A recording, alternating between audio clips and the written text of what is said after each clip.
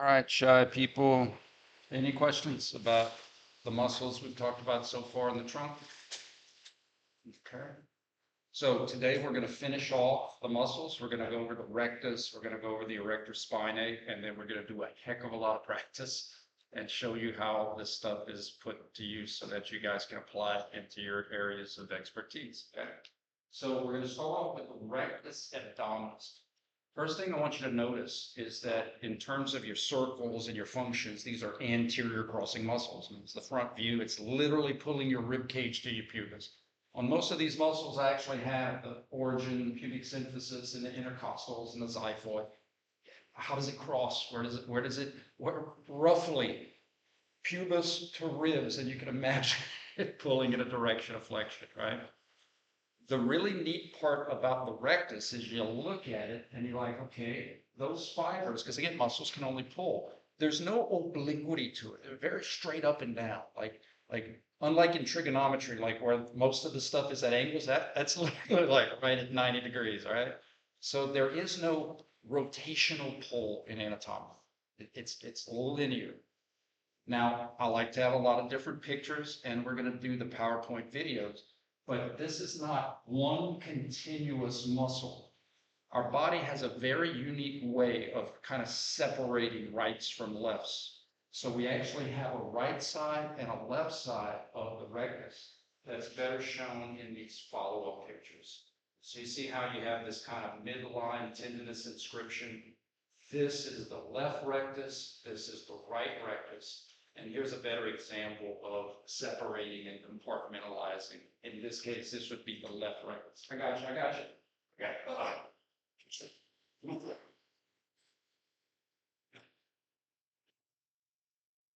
Now, 310, I don't play, but most of you guys are graduating from a lot more. And it's a part of it. All right. So, left rectus and right rectus. If I say rectus abdominis, it's almost kind of like saying deer and deer, like it could be singular, it could be plural. So when we say rectus abdominis and we don't designate a side, that means both sides pulling together, and the only thing they do together would be the sagittal pull or the flexion. Right? They are flexion pullers. They are trunk flexors. Quick review in 310. Do you know why we call it the trunk? Like cervical, we say cervical because when you move your neck, it's only cervical vertebra. The reason we say trunk is because it's a combination of thoracic and lumbar combined. So that's why we just generally say the trunk like of a tree, like a tree trunk, swaying and bending, twisted. Okay. So you have your left and you have your right. Think about it, guys. What do we know about levers and moments? The left side is on the left side of the belly button, just like the left sternum is on the left side of the neck. So you can imagine how the left would pull to the left frontally. It'd be a left lateral pull. And the right would be a right lateral pull. Because again, they're on each side of the belly button. Your belly button would be like your AP axis. So you have your left trying to pull left shoulder to left hip, and you have your right trying to pull right shoulder to right hip. So they have opposite functions. They are antagonistic of each other in the frontal plane, but they are agonistic pullers in the sagittal. And in anatomical, there is no obliquity. There's no transverse rotation. Now, what I used to teach, but it just became too much, and that's okay. I learned from feedback. But imagine this, my sternocleidos and anatomical have obliquity, but when I rotate them, they lose that obliquity and then they're running just straight up and down. The obliques, I'm setting you up for something you may learn in grad school. The obliques have no obliquity in anatomical, but wouldn't it make sense if you twist it to the right, now they would run at an angle? And well, they could pull you back. Twist this way. So the rectus can actually be a right or a left transverse puller if you are twisted. Which makes sense, because if you're twisted, you don't want to twist too much because that may hurt your back. So having this big muscle to kind of help break.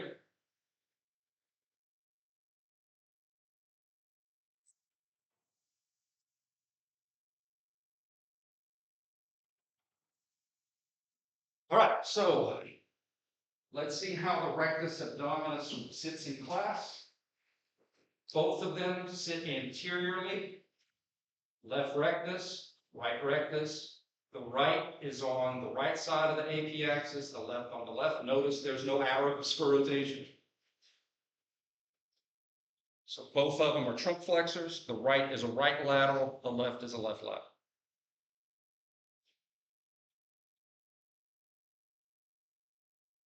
Let's go to our PowerPoint where we can do a visual.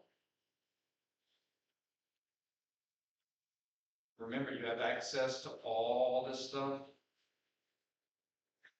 I think this was a very good addition. PowerPoints. So check it out. Remember, this is all about direction pull. These kind of video GIFs aren't necessarily I'm working in an agonist. It's just showing you the direction of the muscle's pull.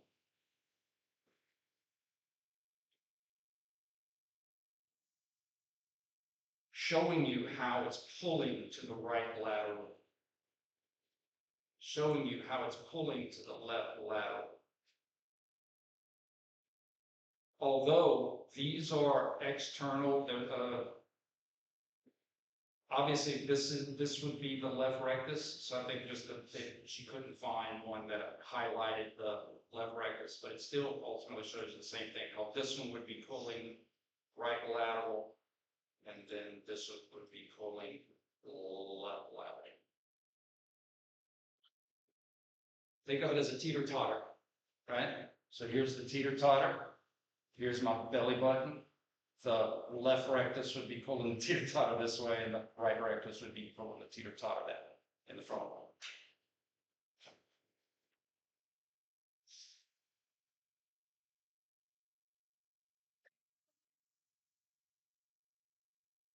It's another picture of the rectus, right side, left side, independent of each other, independently innervated.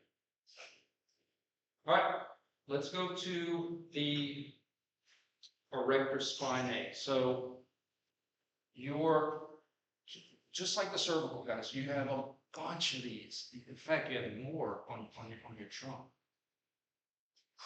Extrinsically, you got these big spinalis, iliocostalis, longissimus, and then intrinsically, you got some little rotaries and some little intrinsic. There's a lot, and it makes sense why there's a lot, because if you're going to correct your spine all day, you better have a lot of muscles helping dissipate some of that work, right?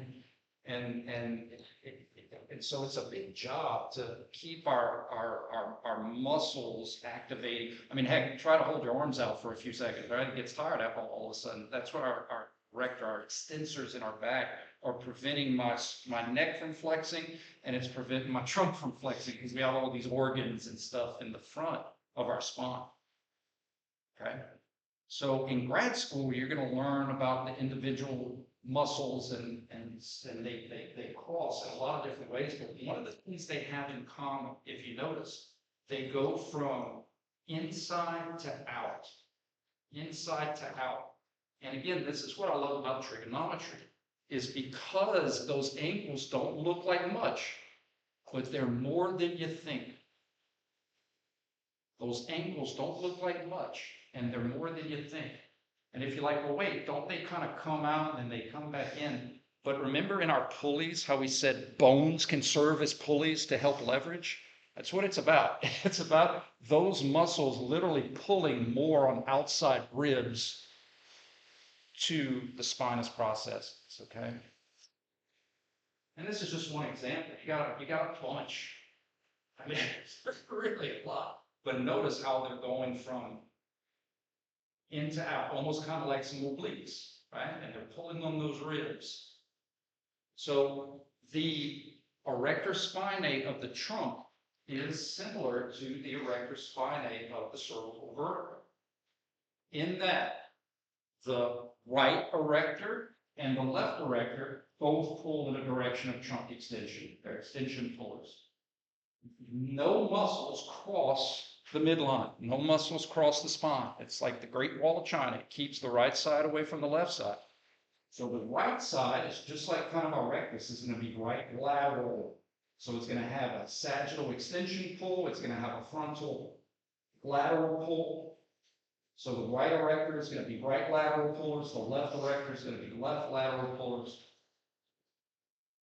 The harder one to see here is the transverse. We kind of had our earlobe to kind of use as a reference, if you remember from the erector. The left erector is pulling the left ear back. Not literally, but it's pulling in that area. So the left is a left transverse and the right is a right transverse. Well, instead of the ear, it's kind of like, think of it as the ribs. The left is trying to pull the left ribs back, and the right is trying to pull the right ribs back. So the right is a right transverse, and the left is a left transverse, just like the erectors were. Or if ribs doesn't work, use the shoulder. The right is trying to pull the right shoulder back, and the left is trying to pull the left shoulder back. Not literally, but visually. If you twist it this way, you can literally feel the right side of your back pulled. So literally, we're creating a group within a group because it's just going to make it a lot easier for this level, for undergraduate level. And in grad school, you're going to get to learn all about the individual group of muscles of the erector. It's just it's too many for now. But you can see, like, I think this is a good visual of. See, let me try to get that text off. So guys, this sacrum, I like sometimes it's hard to see a three-dimensional concept in a two-dimensional image. But the sacrum is much more posterior than the ribs. So it's literally trying to be like, come here, get over here. The right side is trying to make this come visit the sacrum.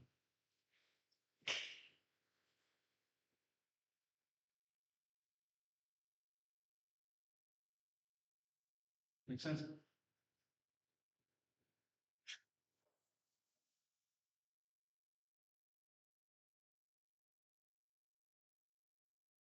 So who are the trunk flexors? These muscles. Right and left rectus, right and left externals, right and left internals. All the ones in front. Who are the extensors? All of these muscles. Now, for this class, you're like, well, that's only two. It's more than two. These are just grouping a bunch of muscles that are on the right side posterior and the left side posterior. So they have help. And also, these posterior crossing muscles are fatigue resistant as all get out. They are very toned. In fact, that's where you get knots in your low back and spasms. They've been working all day. So they are very trained to be fatigue resistant. So trunk flexors, trunk extensors, right lateral trunk benders sit on the right side of class, left lateral trunk benders sit on the left side of class. And now when we go to recess and we're trying to play on the merry-go-round, right external is going to work with left internal in the same transverse direction of pull, and that's going to work with the left erector. So you have the right external trying to pull the right side forward, and the left internal trying to pull the left ribs back, and the left erector trying to pull the left ribs back. We visualize that with right external pulling in the same rotational direction as left internal, pulling in the same rotational direction as left erector spinal. Do you see that? And then the right transverse. Left external is going to have the same transverse pull as right internal, which is going to have the same pull as right erector. Let's spin, let's swim this way, or go around the track this way. Left external, right internal, right erector. So think of it as like maybe running on a track. If we were, you know how the track on top of Bourgeois, like on Monday, Wednesday, Fridays, you go this way, and on Tuesday, Thursdays, and the weekends, you go the other way. So look, Look, if we're running around the track on Monday, Wednesday, Friday, right external is going to run in the same direction as left internal, which is going to run in the same direction as left erector. And then on Tuesdays and Thursdays, right external is going to run in the same direction as left internal, right erector, left external, right internal, right erector. See what I'm getting at?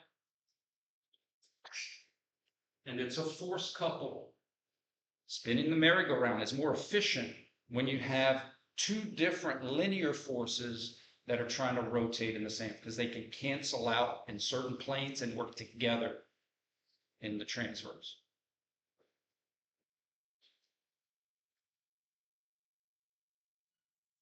All right, we're about to do a lot of fun practice. But first, let's see if I can do this. Always, always, always identify your agonists. And the reason we don't go to specific muscles is because those muscles have all kinds of different names from all kinds of different origins. Like I said, Latin origin insertion sometimes, direction of pull sometimes. There's no consistency. Identify your group, who you need to pull because you see why you need to use those muscles that pull. Identify the agonist. And then you say, okay, what muscles are in that agonist? Who pulls that way? Easy example, I know I need elbow flexors because the dumbbell's trying to extend me. Who pulls that way? Who are my flexors? That's when you can biceps brachii, brachialis, brachioradial, whoever's in that group, whoever crosses that way. The contraction, we want to come back to agonist. We want to come back to how the muscles pull so that it's easier to see, well, if I have a motion in the same direction as the pull, gotta be concentric. And if the motion is in the opposite direction of the pull, gotta be eccentric. But if I stay on the specific muscles, again, right external oblique doesn't exactly translate into the motion that it's responsible for. That's why we do things the way we do, for consistency. And to be able to prove contraction, not guess. All right, let's have some fun. I think this is fun. This is my favorite part of it.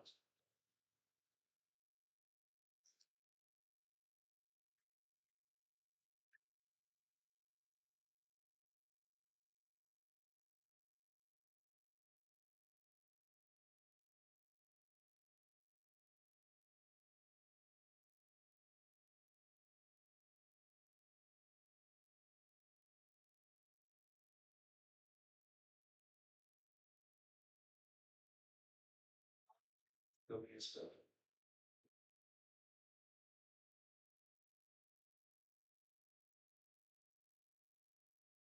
Guys, this is where, right here, seriously, this is where the learning happens.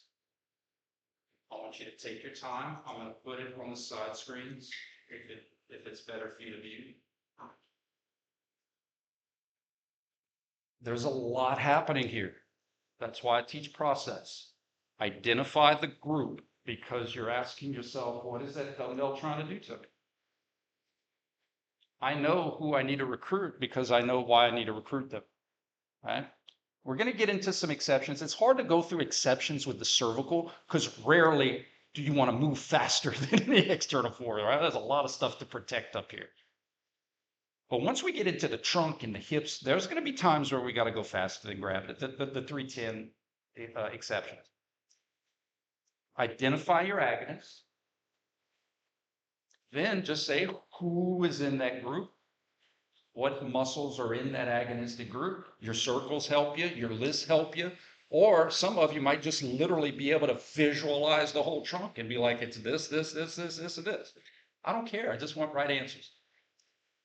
Then when it comes time to contractions, what's my contraction from left to right? What's my contraction from right to left? Muscles influence motion through contraction. F is equal to ma. Work is equal to force and distance. All different forms of the same thing. I need you to be able to tell me this group did this motion through this type of work. And then those same muscles did this other motion through this other type of.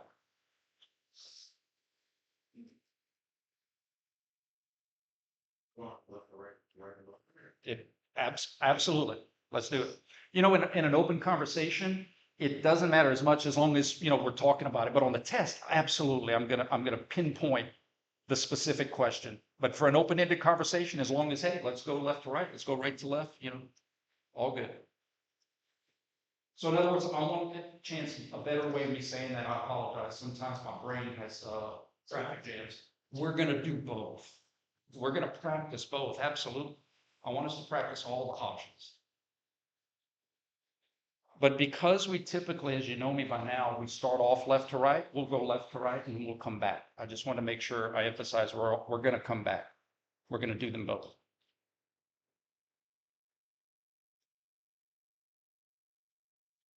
1 minute. I want you to be able to tell me the agonistic group. I want you to be able to tell me the muscles in that group. Then I want you to be able to tell me how those muscles influence the motion through which specific contraction. Those are the questions.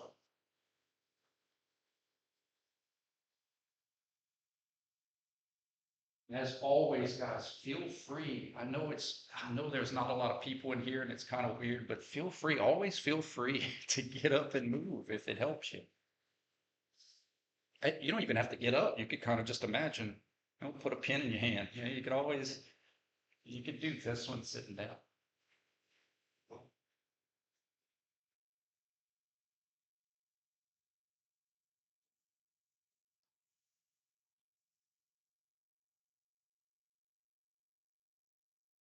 My students will be above and beyond using the word core. We have to know which muscles we're working, especially if you're going to be rehabbing or even training.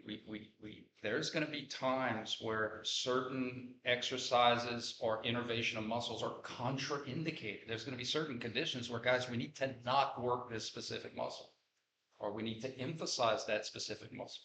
And if we can't figure that out, then you're just playing you're playing with fate. Let the fates decide.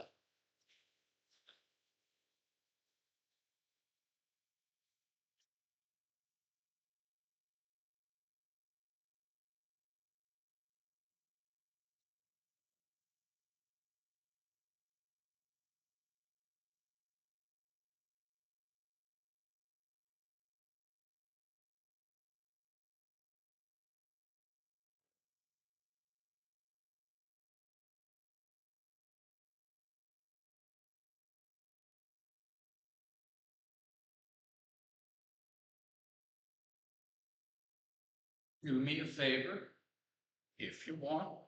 I know I'm asking a lot, but it's because I care. Once you have um, answers to these questions, share it with someone in your general area. Look, we're all in this together. See if you get the same thing. If you don't, that's good, because that means you can have a conversation. Well, that's cool. What were you thinking here? Well, I was thinking this. Okay, well, this is how I was thinking. There's only so many of these kind of first time initial examples you're going to get to be able to play with. Okay, so take advantage of it. 1 minute.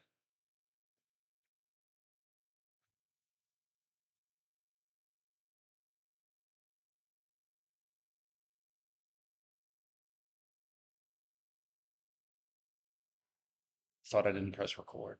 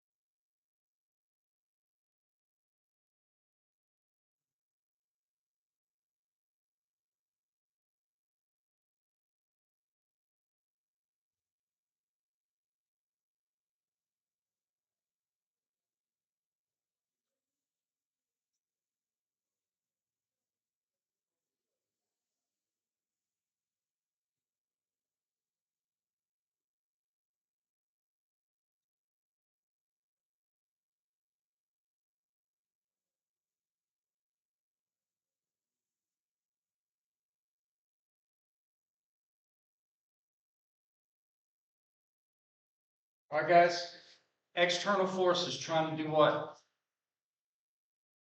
Left lateral bend you, right? The external force is trying to cause left lateral trunk bending. I don't think we need muscles that are also trying to cause left lateral. That'd be very interesting. The dumbbell's trying to bend you to the left. We need muscles that are trying to bend you to the right. The whole time. Right? Going down and coming up. That's like saying, why wouldn't I need the bicep going down and coming up? You know that to be true. Why wouldn't it be the same for any other exercise that involves slow and controlled motion against the resistance? So I need right lateral trunk benders. It's a group of muscles that pull in the direction of right lateral trunk bending because I got something that's trying to bend me to the left. Who are those muscles? That's what I'm trying to teach you. Those muscles that pull to the right are on the right side of the belly button that cross the trunk. And you can either learn them through a cross-sectional where they sit in class and how they pull, or you can learn them by list, or you might be able to just literally see the whole body and be like right rectus, right external, right internal, right erector. Great. Listing the members of a team is up to you. But none of those descriptions, right external, right internal, right rectus, right erector, none of those have direction of pull in their names. That's why we got to keep bringing it back to direction of pull so that we can make sense of the contraction times. If I know that my right laterals are working, when I see right lateral bending, it has to be through concentrics. Right lateral benders are going to do right lateral bending by shortening while trying to shorten by rest, doing concentric work. During this exercise, when I see left lateral, my right lateral pullers are allowing left lateral bending through eccentric. That's why we keep bringing it back to group. 310, all we did was group, motion, contraction. 415, we're stepping out and saying, well, these are the muscles in the group. But none of those names have pull in them. So when it comes time to contraction, I'm going to come back to the direction of pull group so that I can make sense of the motion and the contraction. Make sense? Any follow-up questions before we get to our next example? So this is concentric? This would be concentric from left to right, and from right to left would be eccentric. And the key thing that I'm trying to work with you is that we know it, we prove it, we're not guessing. Because I know that I'm working muscles on the side, which are right lateral pullers. So if I observe that motion, it's got to be concentric. And if I observe motion in the other direction of the pull, it's got to be eccentric.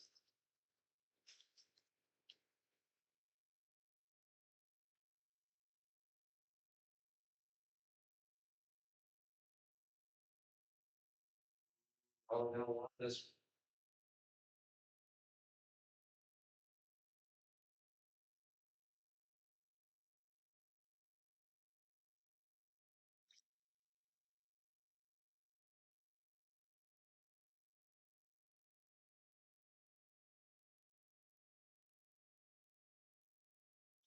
About the arrows. Let's start isometrically. This is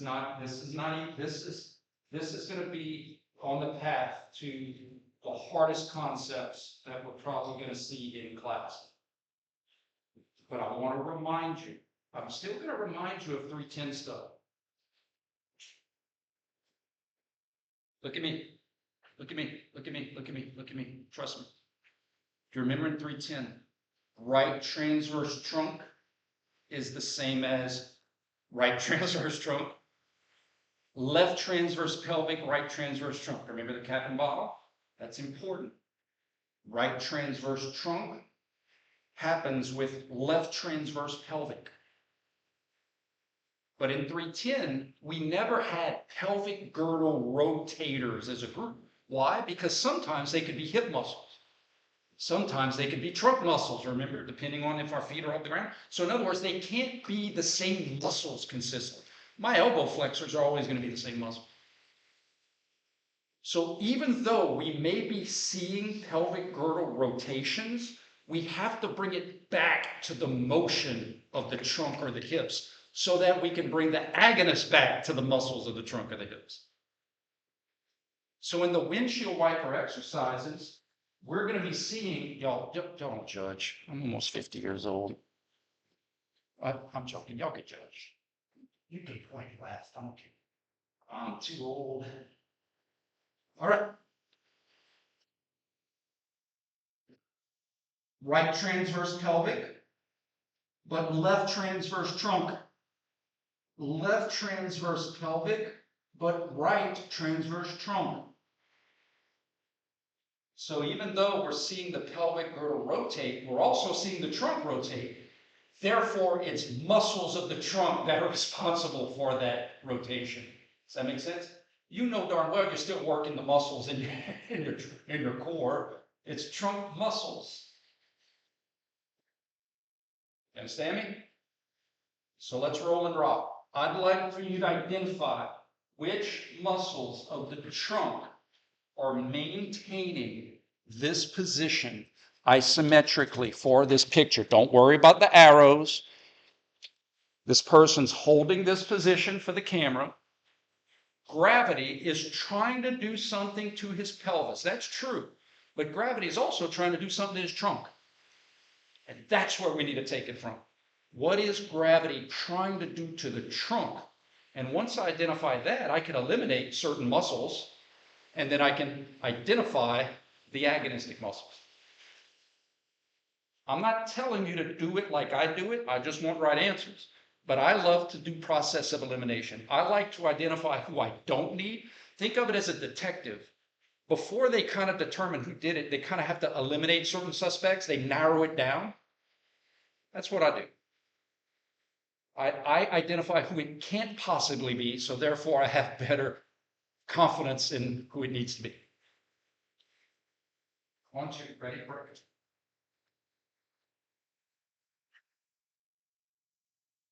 Remember the question. Can you identify the specific muscles at the trunk that are working isometrically to maintain this position against gravity? That's the question. And please feel free to engage in conversation with your neighbors at any time.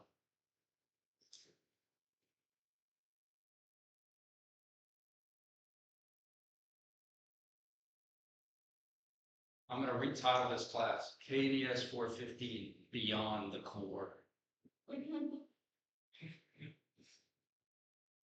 Beyond the core. There's nothing common about this core, but I'm going to get fired. Too many dad jokes.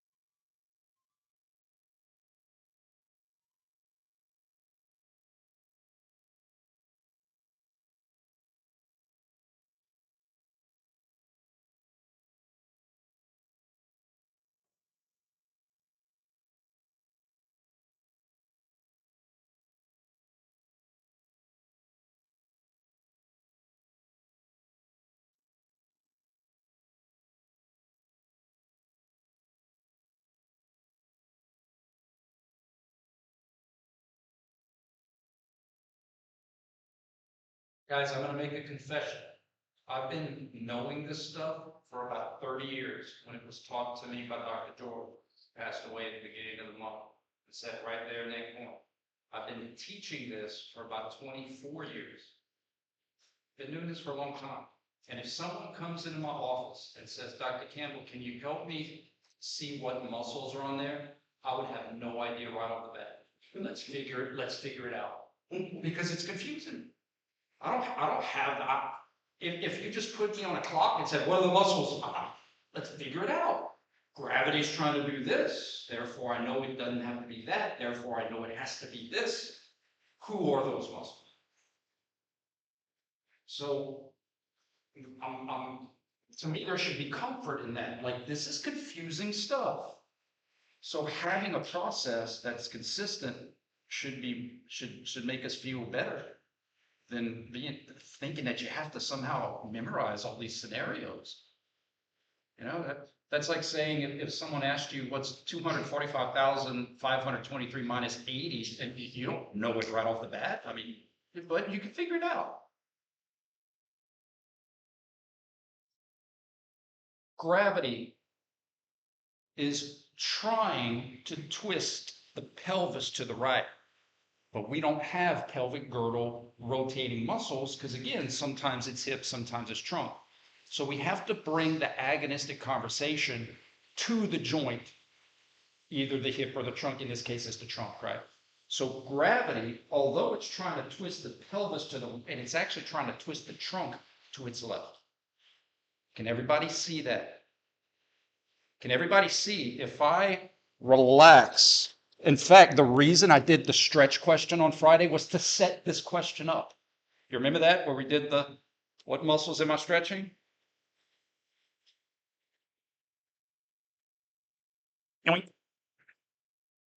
Well, let's test it.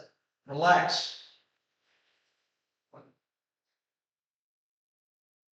Twist it to my left.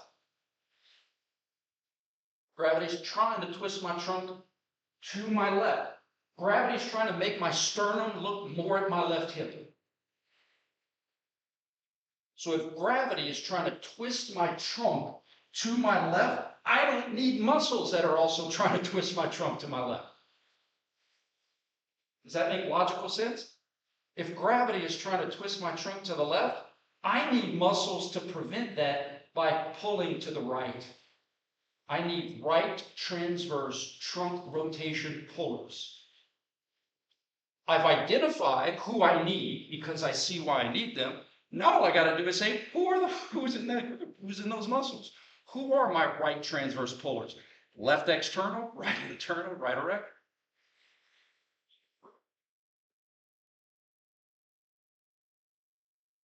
It's okay if you don't get it, as long as I get you to get it.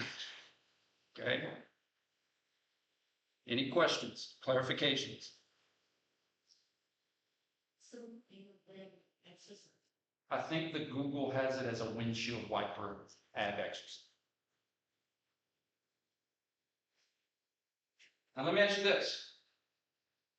Staying isometric, because it's once we start doing contraction, it gets a little more wordy. So we're going to stay isometric. Would it be the same muscles or different muscles if I just so happen to be on this side? Different muscles. Because now if my legs are here, gravity would be trying to twist my trunk to my right. Does that make sense? Let's do a thought experiment. Oh Lord, I'm in this. All right, gravity, you win. Gravity's trying to twist my trunk to my left. Let's go on the other side. All right, gravity, you win. Gravity's trying to twist my trunk to my right side. Does that make sense? So the important thing here is if I did a full range of motion, if I started on one end and did left transverse pelvic, or if I did right transverse trunk the whole time, that doesn't mean I was using the same muscles the whole time. Because as soon as I tip over in the line of gravity, gravity is now trying to do something different to my trunk or pelvis. Does that make sense?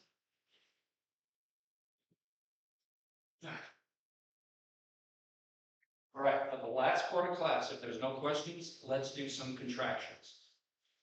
Let's try to give some motion to these things. 5 minutes.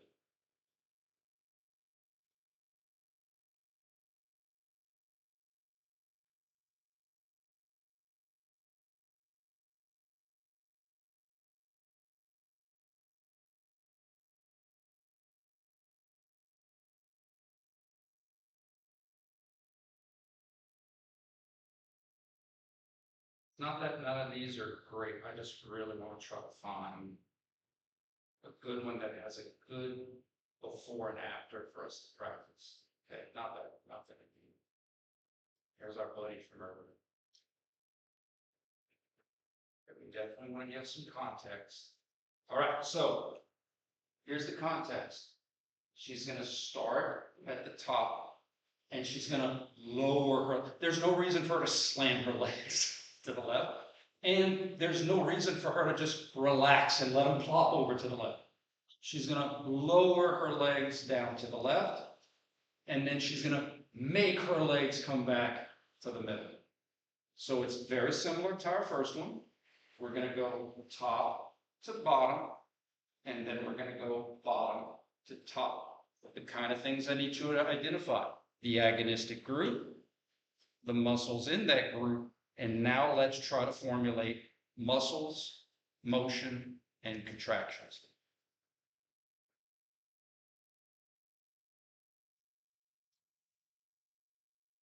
You have 4 minutes to yourself, with a partner, with a group, and then the last couple minutes, we'll go over it. I answer any questions yet. Training wheels are off, ladies and gentlemen, but this should be fun. This should be exciting. This should be useful knowledge that you're like, wow, this will really separate me as a practitioner of kinesiology. Whether you're a personal trainer, whether you're a coach, whether you're going to work in allied health, being able to identify who's actually working and how they're working is very, very important.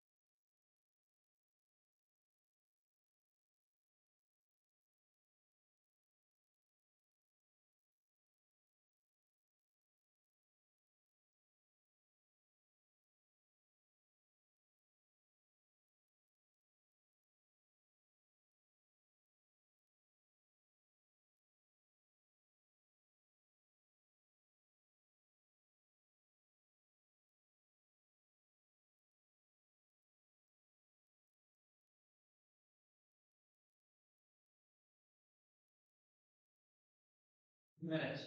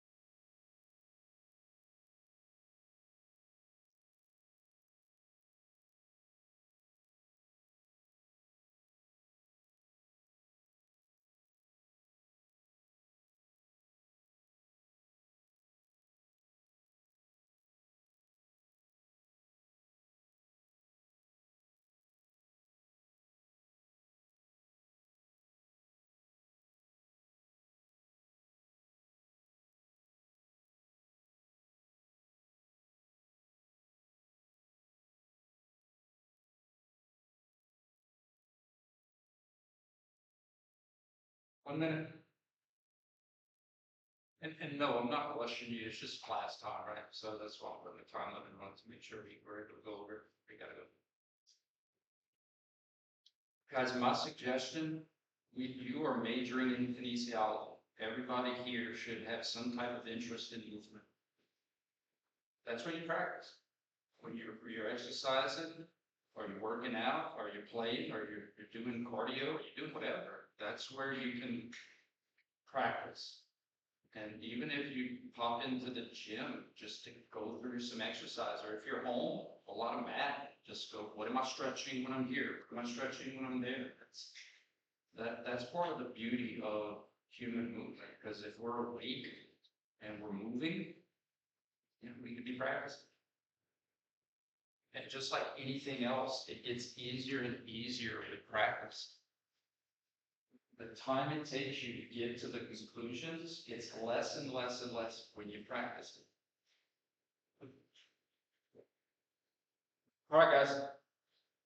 Now, I know that in this position at the top, maybe gravity is not trying to tilt you one way or the other, but I do know that she tilts to the left. So eventually, water is going to pour out the left side, and gravity is going to be trying to twist her pelvis to the left, but that means it's trying to twist her trunk to the right. Gravity is trying to cause right transverse trunk rotation. So again, I do it by elimination. Well, if gravity's trying to twist my trunk to the right, I don't need muscles that are trying to twist my trunk to the right. I'm going to need muscles that are trying to twist my trunk to the left. I need left transverse. Your circles or your lists, or again, just visually memorizing it. Who are the muscles that are trying to twist your trunk to the left? Right external, left internal, left erector. Does that make sense? Here's another way to, this is, I'm giving you the, I want to say the long way, but the true way, but I'm going to give you a shortcut to try to help you visualize what I'm talking about. If I attached a rope to her legs and I tried to pull it back, wouldn't I want to pull it this way? I would want to pull at an angle. I would want to pull at an angle here to pull the legs back. True? What muscles run like this? Right external, left internal. It's just that instead of pulling right ribs to left hip, you're trying to pull left hip to right ribs. But it's the same muscles. The same muscles that are trying to do this are also trying to do this.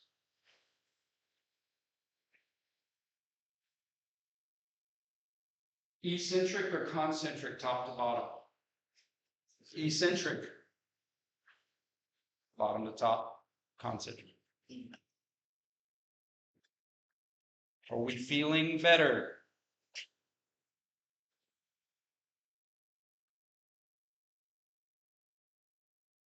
My last piece of advice, don't wait. Eat the apple in little bites. If the contractions are kind of hazy, that'll come with practice. But you know what's going to be worse? Waiting to try to cram all the members of the teams with the application of the motion and the contractions. And if you remember the motions and the contractions, that was 310 stuff. So hopefully it'll start coming back to you. But don't wait to try to attack everything a day or two before the test. That's my biggest piece of advice. It can be overwhelming if you let it be overwhelming, but it doesn't have to be. Y'all have a good day.